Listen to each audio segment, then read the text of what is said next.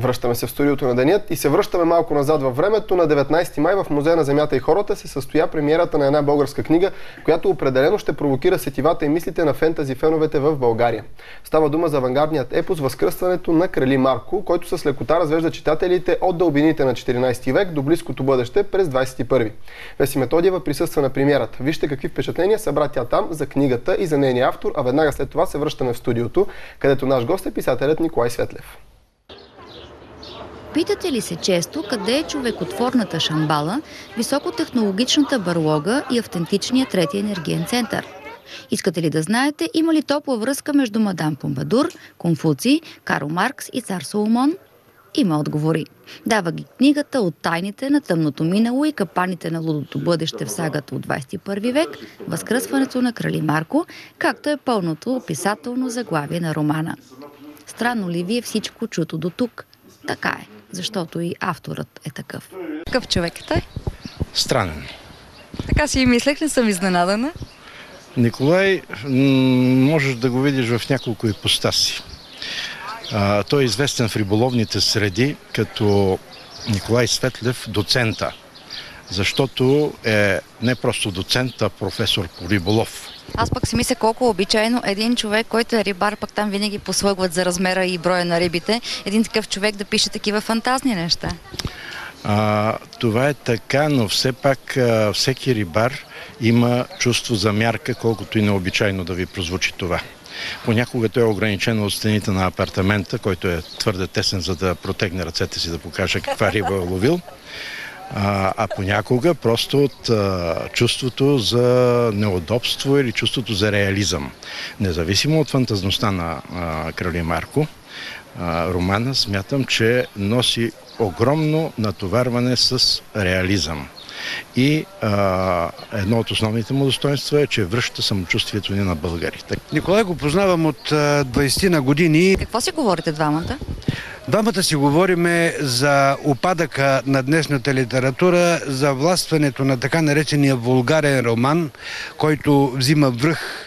Не знам по какви подбуди и по какво налагане и по каква линия се налага. И все пак нещо ви изгрява. Тези неща са надеждата, която винаги ни е крепила, и надеждата, че младото поколение един ден ще остави мишката и компютъра и ще се върне към истинското българско слово. Той е мой приятел, личен приятел, така че познаваме се от дълги години. Запозната съм като цяло с неговото творчество. Какъв човек е? Фенка съм. Много човек пълен с идеали. Аз мисля, че неговото време все още не е дошло, но той е от хората будители. Трябва да се подкрепят такива хора, защото той напълно отговаря и на фамилията си Светлев, т.е. разнася светлина в тези дни на мрак. Кажете ми с една дума какъв е Николай? Бунтар, много чувствителен човек под една груба външност. Станаха доста повече от една дума. Какъв е Николай? Голям. Какъв е Николай? Рабат. Светъл. На представянето на книгата издатели и редактори обясниха, че като жанр книгата е фентази екшън, започваш в 14 век, а действието се развива с бурни перипети до средата на 21 век. Разбрахме още, че в книгата са ползвани огромно количество исторически източници, легенди и песни от южнославянския юнашки епос, но това не е нито историческа книга, нито езотерика, а авангардна художествена литература.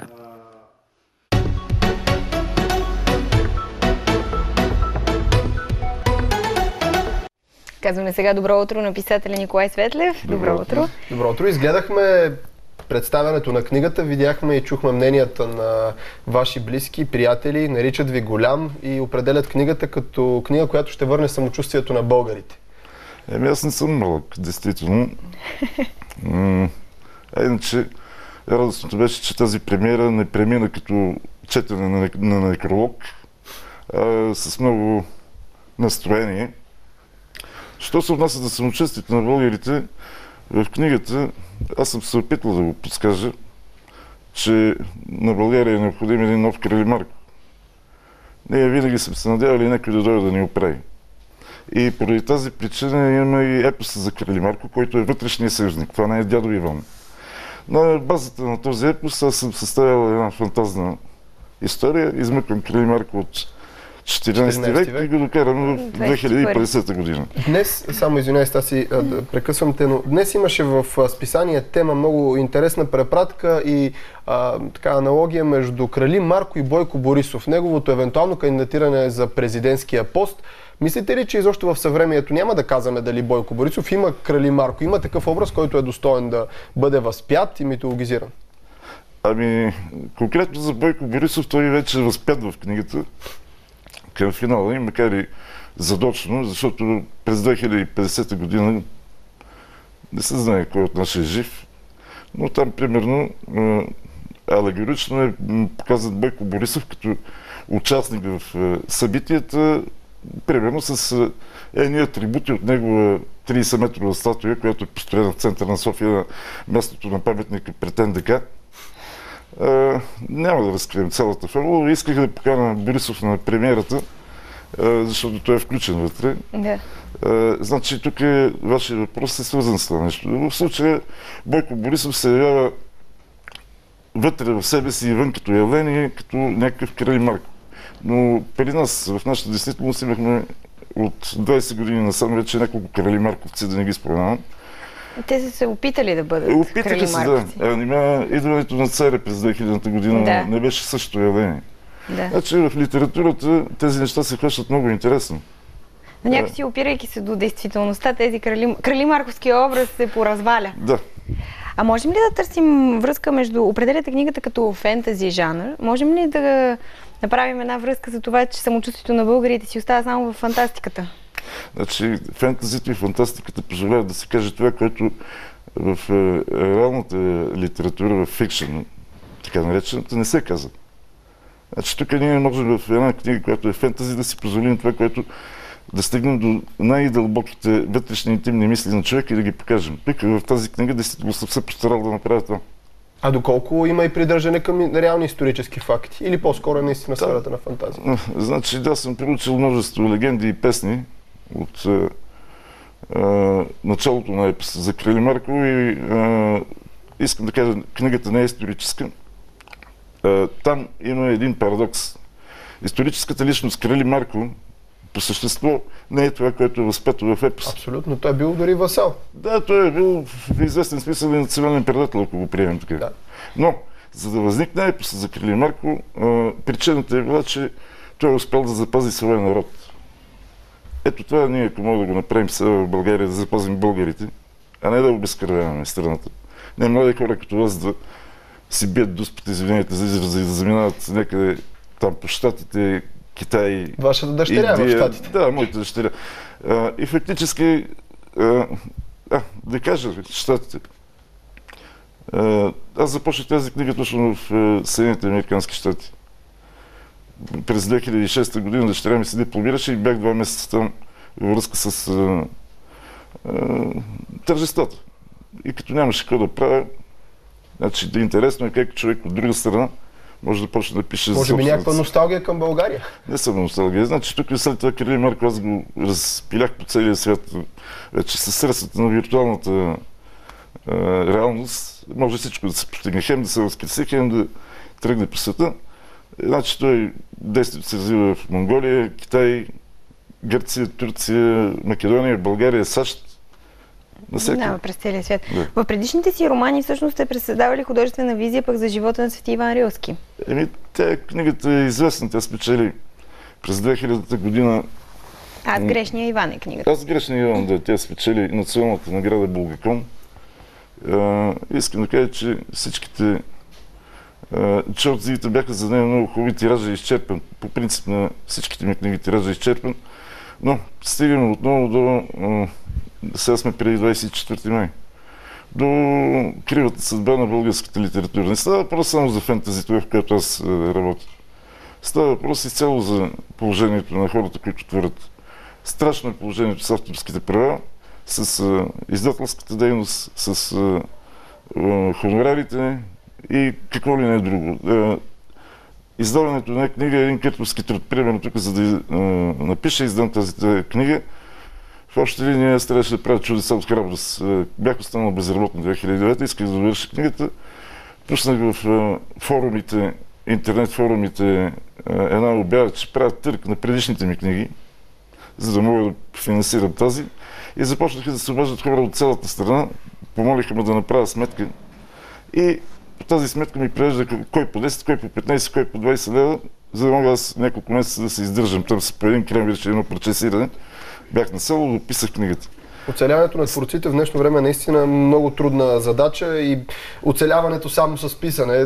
Да речем, вие много добре знаете, че човек трябва да се занимава и с куп други неща. Вие сте пример за това. Занимавали сте се с писане и на риболовно списание. Една ваша страст. Аз съм журналист по професия, така че в риболова, да. Сега работя в един седмичен пенсионерски вестник и оттам си изкарам прехраната. Иначе за риболова хубаво е, когато професията и хобито съвпадат. По едно време, да, няколко години бях редактор на едно списание риболовно. Сега съм активен сътрудник на издателска къща на Слука, която се занимава с лов и риболов. И именно те издадоха тази книга. Може би странно ще ви се види, но подкрепата се получиха от риболовните форуми. И в момента тече също така интернет продажба на книгата през тези форуми. Хората ми поръчват своите книги, аз си ми изпращам по съответния начин, се може да платеш или... А вие самия занимавате ли се още с риболов и по какъв начин риболова ви успокоява, ви вдъхновява? Да, даже днес след тази приятна среща с вас ще отида да хвърля на въдец. Това, което виждате тук, не е микрофона, който го пикнах, а другото, това е зъбна акула от Мексикански залив. Не сте я ловили вие, нали? Не, с голи ръце е трудно. Значи той изглежда така доста невиден, но като се помислите, че това са 400 зъба отгоре и отдолу. Интересно ли би ви било да видите такива видове акули, въобще всякакви различни морски видове, които няма у нас? Аз съм виждал, обикаляйки писата, съм виждал в аквариуми, не в реална обстановка, защото в реална обстановка там човек трябва да внимава. Особено при харпунджиите, които се гмуркат. А вие почитател на кой вид риболов сте? Защото има различни видове, смисъл и на какви водоеми всъщност, дали на язовири, речен риболов? Навсякъде, дори и морски риболов. Навръх 2006-2007 година, навръх Нова година, хванах един хубав калкан на буната на Перла, резиденцията на Байтошо.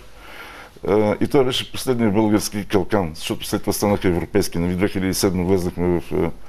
Да. Беше голяма сензация, защото никой не очакваше по това време на 31 декември да фана един калкан. И задохме го с кеф. А доколко е лесно всъщност да пресъздадете така, за хората, които четат, за читателите, риболова като една интересна и така обстойна тема, тъй като много голяма част. Аз, например, ако чета за риболов, честно си признавам, нищо няма да разбера. Или вие пишете само за специализирани издания? Значи, да вижте, аз направих и 2 книги. Това е 8-та ми книга, Възкръсването на Крале Марко. Направих и 2 книги за риболов. И те са известни. Едната претърпя 2 издания, Финтовете в риболова.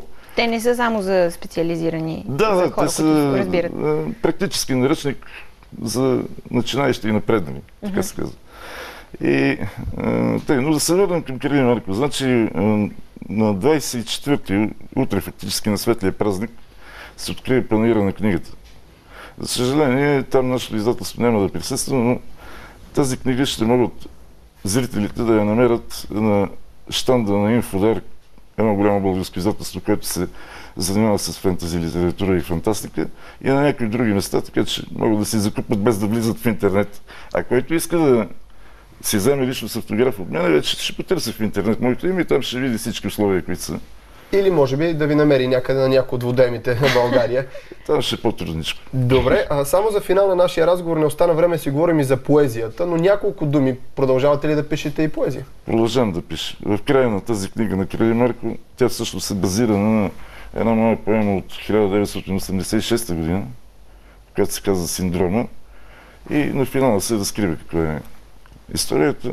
Иначе сега надявам се, че тук няма да карате да кажа някакво стихотворение. Не, няма да ви караме. Благодарим ви и ви пожелаваме много успехи в поезия, в проза и в риболова включително. Ще се обадя. Благодарим още веднъж. Благодарим. Уважаеми зрители, сега от митичния свят на писателя Николай Светлев се пренасяме към екшен измерението на българските скейтери. Аз поне съм от хората, които могат с часове да ги гледат за хлас, но едва ли мога да измина и 5 метра с скейтборд, без да се прибия. Слава Богу, има и хора, чието възможности далеч надвишават моите. Някои от тях този уикенд дори премериха сили за финала на световното първенство по скейтборд в Съединените щати тази есен. Вижте повече за събитието от Веси Методиева. В средата на май в София пред паметника на съветската армия се проведе първия кръг от скейт състезанието Red Bull Mani Mania. Цялото състезание се проведе в 4 града в България – София, Пловдив, Стара Загора и Варна. След тези 4 кръга всички отново се събраха в София в надпревара за голямата награда – световния финал в Ню-Йорк на 20 август. Какво е това състезание? От колко години датира? Къде се е появило? От кога е в България? Ами за първи път се е появило преди 5 години в Щатите, в Съединените американски щати. Измислил го е един човек на име Джои Брезински, който е професионален скейтбордист от, мисля, че около 20 години вече. И той самият в тази дисциплина, която показват моите приятели днес, е изключително добър и ловък, изключително техничен скейтер. И не съм сигурен, но като че ли на шега почва този формат с това състезание за баланси, който ще направи по-добър баланс, комбиниран с трик, влизане към баланса и излизане от баланса. След което с течение на времето с следващите издания през тези 5 години набира популярност в Щатите и въобще по цял свят този формат на Red Bull Mani Mania. И става все по-известен и за първи път имаме честа да го представим тук на българските скейтери най-вече и на българските зрители в България. Mani Mania, това е съкръщението Manual, означава баланс. Този трик на балансирането на предните и на задните колелца. И тъй като в скейтборда има този навик, така да се каже, да се съкращават триковете. Имената на триковете. И от Manual става Mani. Предно Mani и задно Mani. Има ли някакви изисквания относно участниците? Възрастова граница, здравословно състояние? Ами, здравословното състояние си го преценява всеки. Все пак, за да можеш да караш скейт, здравословното състояние трябва да е, така да се каже, на 6. Както сме всички тук. Тъй като до ден днешен някои хора се бъркат скейта с наркотиците, което е доста смешно, тъй като координацията при поемане на такива вещества, каквито и да са, бяга и стават много тежки и сериозни работи, но това е съвсем друга тема. Какви са необходимите качества и по какви критерии се води журито? Журито наблюдава най-вече изпълнението на трика. Дали е чист. Предната или задната извивка на дъската, в зависимост от баланса, не трябва да се допира до уреда, както и кръка по време на баланса. Балансът трябва да е чист, за да се зачете трика. Колкото повече комбинация с трик към баланс и излизане от баланс с трик, толкова повече точки и толкова по-голям шанс, разбира се, за финал. За човек като мен, за когото най-екстремното изживяване, пресичането на пешеходна пътека без светофар, е непонятно как скейтърите карат без протектори, падат, стават и продължават. Това е стрит дисциплината в скейтборда. Ние сме стрит скейтери. Това ще рече, че използваме, доколкото се може, архитектурата на града и инфраструктурата му.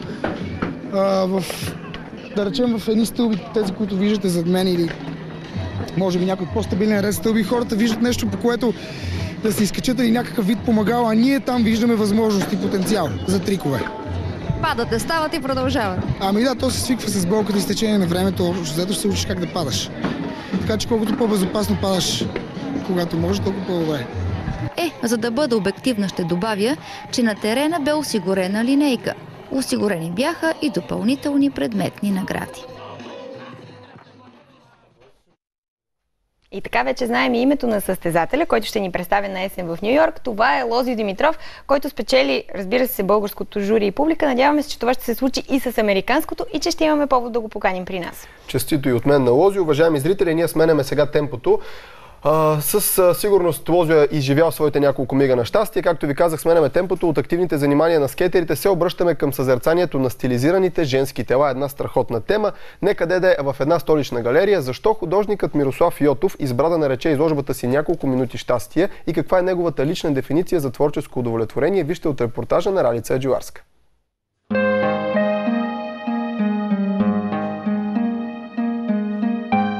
Няколко минути щастие.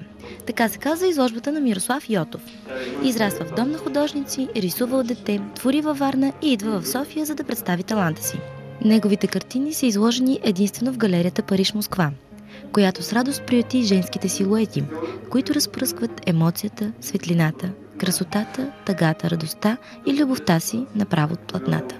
Срещата ни с Мирослав Йотов всъщност датира от доста отдавна, още в началото, когато откривахме галерията и търсехме художници, гледахме, запознавахме се с различни аспекти от нашата професия. Той беше един от първите, които ни направи много силно впечатление и така беше една творческа среща, може да се каже любов от пръв поглед, споделена между галерията и художника.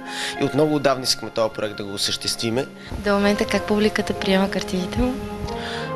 Щастлив съм, че интересът наистина е доста голям. Има много хора, които идват да видят. Откриването мина прекрасно и се надявам, че интересът ще е още по-голям, защото наистина заслужават да се видят картините.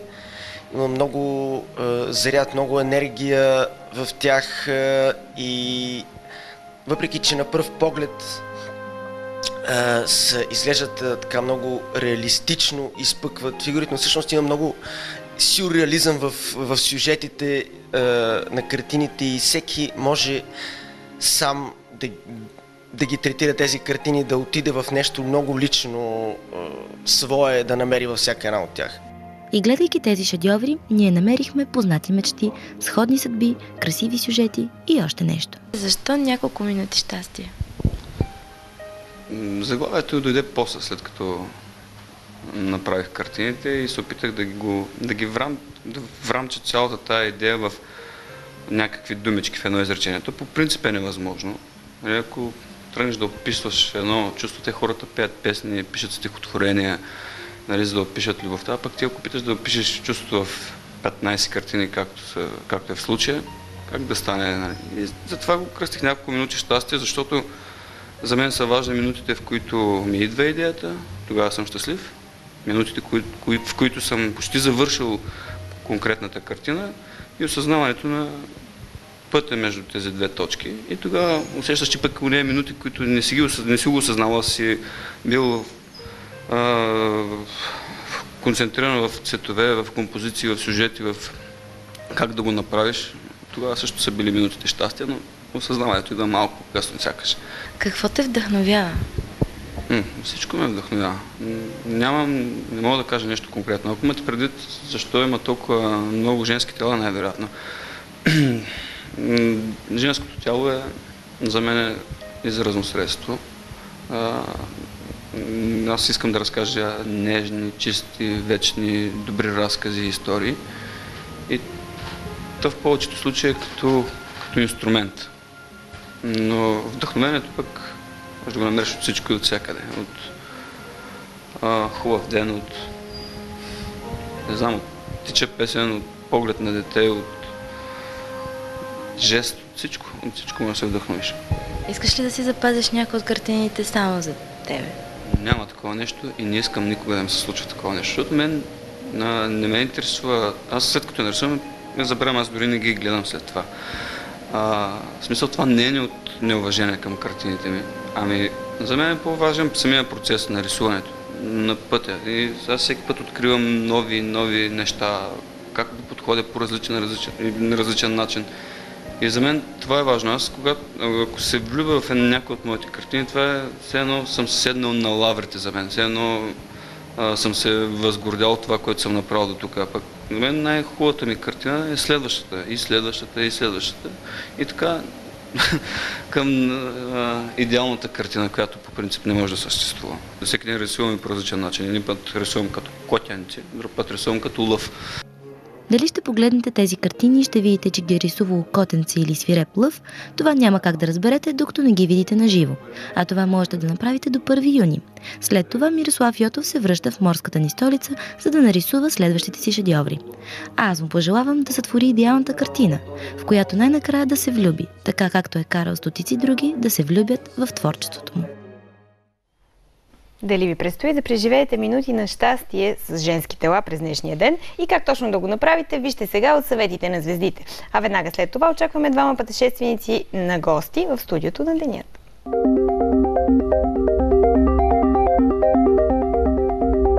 Овен, отдайте се на почивка и положителни емоции. Заслужавате малко време само за вас.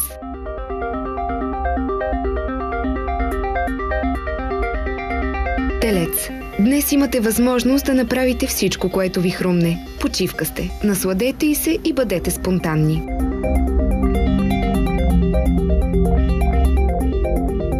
Близнаци. Отърсете се от напрежението и негативните емоции. Днес е вашия ден за радост и празник. Обадете се на близки приятели.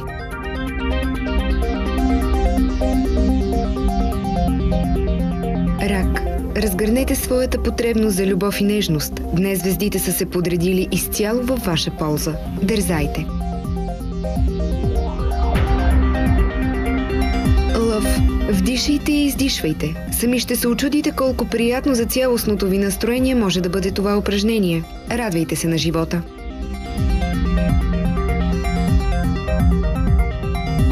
Дева. Денят е подходящ, за да се посветите на своето хоби. Дистанцирайте се от мисли за задължения и отговорности и се забавлявайте.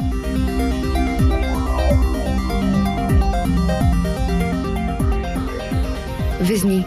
Имате достатъчно време и възможности, за да зарадвате близък човек през днешния ден. Направете приятна изненада и радостта на другия ще ви се върне двойно. Скорпион. Днес не прекалявайте със спиртните напитки. Освен в здравословен план, умерената консумация ще се отрази и положително върху паметта ви. Все пак искате да знаете кога изкарвате добре, нали? Стрелец. И за вас днешния ден ще мине под знака на почивката и удовлетворението. Отворете очи за малките радости и няма да съжалявате.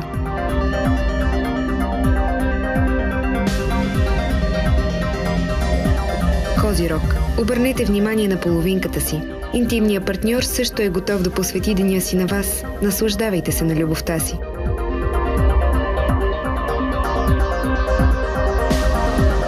Водолей. Имате нужда от разходка сред природата. Не я отлагайте. Денят е подходящ за планина или ако е далеч от вас, поне разходка в парка.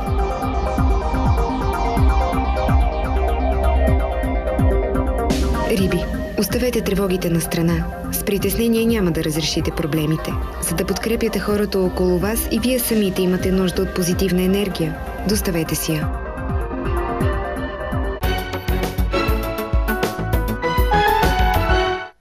Уважаеми зрители, ако сте от хората, за които думата пътуване означава нещо повече от преместването от точка А до точка Б в пространството, ако за вас неизминатите пътища са възможност да преоткриете себе си, докато опознавате света, то тогава със сигурност разказът на нашите следващи гости ще ви накара да затаите дъх. Приятно ми е да поздравим с добро утро пътешествениците Николай Генов и Румяна Николова. Здравейте! Здравейте! Здравейте! Кога се завърнахте от Южна Америка? Онзи ден. Онзи ден вечерта, да, и сме в процес на адаптация в момента. Нека да кажем сега на нашите зрители, че вие всъщност бяхте на едно пътуване, което отне няколко месеца, нали така, в Южна Америка. Малко повече от 2 месеца, не чак толкова много. А иначе сте известни. Предишното беше по-дълго в Китай. Ние сме си изработили така една система, пътуваме из България най-вече, като веднъж годината или може би малко повече пътуваме в чужбина. И правиме голямо пътуване.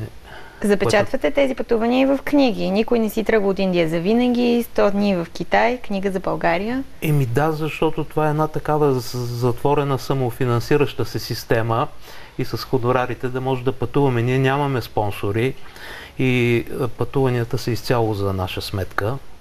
А това са и скъпи пътувания, става въпрос за пътуване, особено това, което в Южна Америка, то и дълго и много полети трябва да се сменя. И света стана такъв, че пътуванията са скъпи вече и с всяка измината година непрекъснато такси, входове, билети поскъпват и то чувствително. Скоро говорихме с едни наши приятели, те са ходили в Мачу Пикчу и са направили посещението за около $100. В момента струва година по-късно 170. Да. Сериозно увеличение. Това обаче вас не ви спира, доколкото виждам. Това не е повод да спре. Да. Не, ние иначе пътуваме ефтино. Пътуваме с раници, с обществен транспорт, автобуси, тоест истински пътешественици. Да, в ефтини хотели, хостели. Така че... Аз лично нямам търпение да ни разкажете за Южна Америка. Нека само да кажем тук на всички зрители, че ако искате да видите пътешествията на нашите пътешественици, може да го направите и на техния сайт runitravel.com. Защо избрахте именно Южна Америка този път? Дойде и времето просто. След като бяхме из Китай, Индия, Монголия, Северна Африка и пътя съвсем естествено развитие беше да идеме в Южна Америка или в Африка. И предпочетахме Южна Америка, така по-спокойничко е в момента и може да се пътува там. Много интересно смесване на култури там се получава на нас. Винаги са ни били интересни такива места, където се смесват различни култури, наслагват се пластове различни. Винаги е любопитно да видиш какво се получава в резултат и да усетиш колко всъщност плодотворно може да бъде едно такова смесване, защото голямата цел на едно пътуване според нас е да се опознаем взаимно, да се приемем взаимно различните хора, да видим, че всъщност не сме чак толкова различни, колкото ни се струва, като си седим на място от тук и гледаме. И затова по принцип избираме такива места, които изглеждат по-различни. Ако можем хронологично да кажем през кои държави сте преминали? 5 държави бяха от това пътуване. Започнахме от Бразилия, Рио де Жанейро, после продължихме покрай водопадите Игуасу, минахме Аржентина, слезахме долу до Носхорн почти в Ушуая, в Патагония, след това продължихме в Чили, като минахме тя една много дълга и тънка страна, погледната на картата, и е около 5000 км дълга, така че ние минахме цялата по дължина, Боливия, Перу. Виждаме вече и кадри. Да. Това е Ла Пас. Да, това е Рио де Жанейро с Корковадо хълма, водопада Игуасу, един от големите водопади в света, както всички знаят. Изключително богат континент, страшно разнообразие във всяко едно отношение. И много богат. Аржентинско танго ли е това? Да, танго. Бенос Айрес. Имаме си някои мечти още от деца, преди да се познаваме помежду си, разбира се, да посетиме някои места и полека им идва времето. Такова едно е остров Пасха, Рапа Нуи. Аз от дете си спомням, като идва Хердал в България. Остров, да го кажем. Как го пречаквахме да се видихме и ние го гледахме като някакъв ужасен щастливец, че е бил по тези места. Дойде и нашето време полека. Добре, нещо, за което толкова дълго сте мечтали, когато го видите на живо, какво е усещането? Това е едно страшно вълнение преди всичко, особено за такива много дълго мечтани места. Аз не бих казала, че има някакво разочарование. Чувала съм от доста хора, че толкова сме го искали и така мечта, като стъпихме едно нищо. Не е така. Зависи как си мечтал и как си представил това място. Ние общо взето много основно се подготвяме, като тръгваме на път. Оставяме така много малко пространство за изненади, защото е много рисковано човек да се остави на изненади. Разбира се. Особено с сайта това е голямо предизвикателство, защото като се прибереме каталясали вечерно време, идва ред да зареждаме, да пишеме текстове, снимки, да се обработват, да се качват, винаги нещо не излиза или прекъсва връзката. Ето не навсякъде има интернет по тези места. 17 материала успяхме да пуснем този път, което те се чудат хората, но нещо като го желаеш, то просто ти доставя удоволствие. Не си ли отбивате вие малко от емоцията по този начин? Защото малко и като японските туристи, когато непрестанно снимате, нали, после ги питат как беше на екскурзията, ми не знам, още не съм си разгледал снимките. И вие постоянно снимате, пишете. Не бих казала, че непрекъснато снимаме.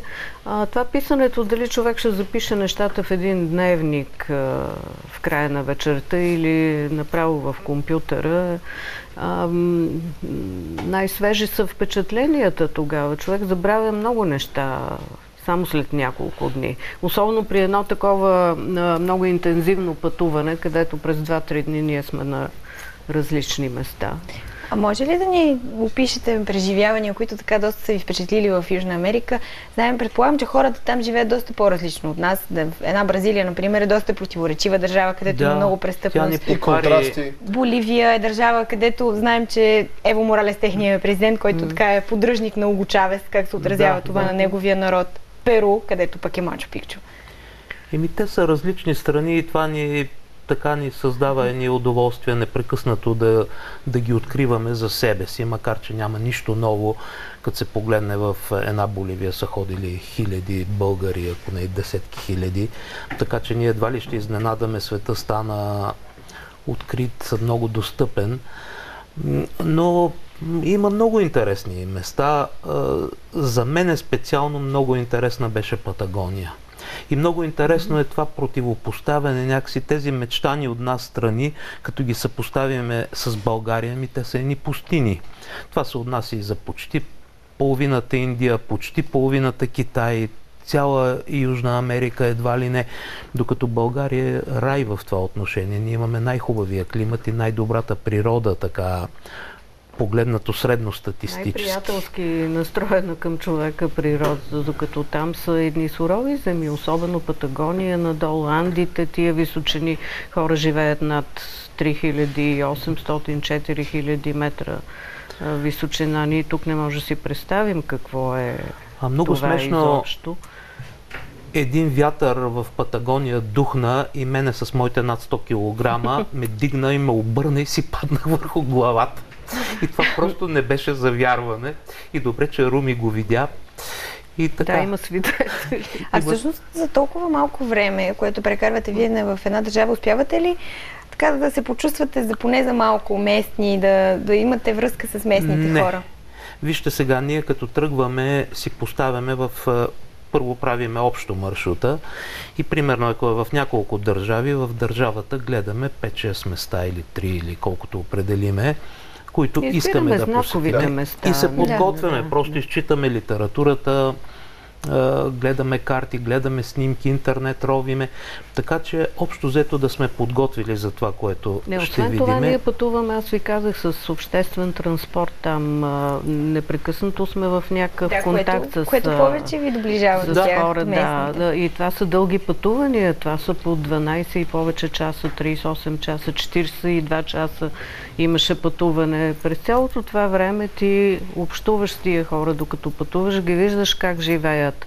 Преминаваш през техните селища, виждаш какви са те, имаш възможност да разговаряш с тях. Това е единствения начин поне малко да се почувстваш там. Ако пътуваш луксозно, от самолета те вземат с air condition автобуса и те закарат в хотела и от хотела с този автобус до някаква забележителност, нищо не усещаш от страната всъщност. Затова ние сме си избрали този начин.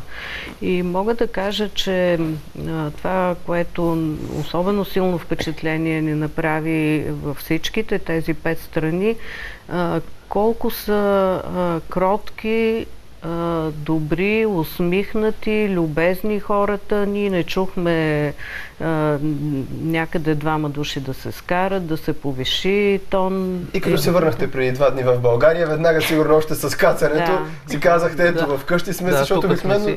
Ние си занесахме нашенското и там, така че ние помежду си непрекъснато спориме и ако слушат човек остави, ще казва... Но постепенно и на нас ни повлия това. Така някъде по средата на пътуването усетихме, че вече по-кротко и ние се говорим. Така свалихме оборота малко. Миналата година горе-долу по същото време беше изложбата ви представена 100 дни в Китай. Ще има сега, предполагам, изложба и с всички фотоси от... Надяваме се, трябва да потърсиме за изложбата помощ, защото е скъпо удоволствие, както и книгата.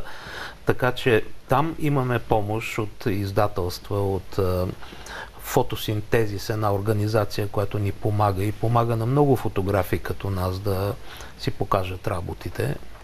А правите ли си паралели между пътуванията? Например, Южна Америка, Индия, Китай, могат ли по някакъв начин въобще да бъдат сравнявани?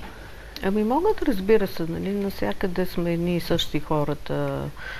Колкото и различно да изглежда на пръв поглед, дори в самата Южна Америка, като вземете различните етноси, техните вярвания, наслагването на християнската култура отгоре, в същността си те са еднакви. Всички са еднакви, само че по различен начин наричаме боговете, дори ритуали има много подобни. Сега вече след толкова пътувания на различни места можем да кажем, че изобщо не сме различни. Е много жалко, че продължаваме да се мислим по този начин, продължаваме да не приемаме различния, да воюваме, да се чудим как да наложим своето. Всъщност всички сме еднакви. Не са спрели интересите ви към България, предполагам. Вие имате и книги издадени за траките в България, Родопите, доколкото знам, едно място, което непрестанно ви провокира. Вижте, стана така, че докато пътувахме, излезаха два албума наши. Единият е за скалните пирамиди, скалните и земни пирамиди, тип белоградчишките скали в България. Едно албумче, което издаде издателство Хермес. И наша книга излиза, това е албум посветен на Георги Китов, всъщност представяш тракийската култура, тракийската цивилизация в най-върховите й постижения, който премиерата на този албум ще бъде сега утре на панаира на книгата. И надяваме се и за Южна Америка, за първата част да стане нещо, после за втората и така. Живот и здраве, планове има за това живота напред. А има ли нещо, за което съжалявате, нещо, което сте изпуснали в тези пътувания и си казвате, да бяхме го запечатали? Изпуснали сме тонове работи, просто ако се погледне, но ние си ги знаеме тези неща. Те тук са се запечатали в главата. Не може да се види. Си за следващия път да има нещо недовършено. Така че, даже ние се смеехме, един от нашето издателство, един автор е написал 5 книги за Париж, а Париж е 1/1000 или може би 1 000 000 част от Южна Америка, но човека така е намерил. Винаги остава едно ъгълче, което ти дава възможност да се разгърнеш в тази посока. И така че ние във всяка от страните, където сме били, ние сме ходили може би по 60 страни горе-долу. Предполагам и остават много неща, които не можете нито в пътеписи, нито с снимки да пресъздадете. Те си остават за нас, разказваме и като събереме това е заради което пътуваме, това, което остава Както рибарите, нали, такава риба следващата по-голяма. И това, което предстои всъщност сега най-скоро е втората част на Южна Америка, така ли? Живот и здраве. Живот и здраве. Може път нещо друго да изкочи. Това е Галапагоските острови, Панама. Искаме да видим едни много интересни планини, едни хълмове скални, такива около водопада Анхел, най-високия Салто Анхел в Южна Америка, в Венецуела. Искаме да видим Амазония.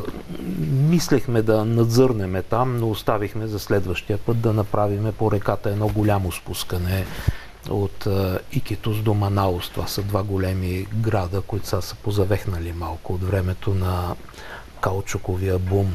Определено вас много ви занимават културните исторически места, доколко кухнята на въпросните места, за които споменаваме, също ви впечатлява и доколко всъщност пишете и за това? Как няма да ни впечатлява? Пишеме, даже до вечера сме на гости у наши приятели, които те пък са колекционери, пътуват по света и казват, тук носиме кухнята оттам и непрекъснато готвят разни храни, такива. Това е част от културата на страната. Не можеш да я пренебрегнеш.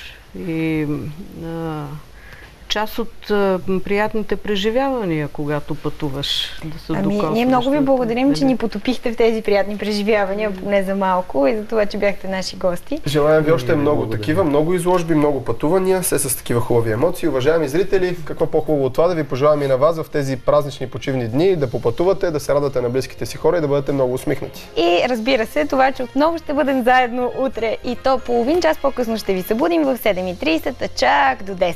Хубав ден! Чао, чао!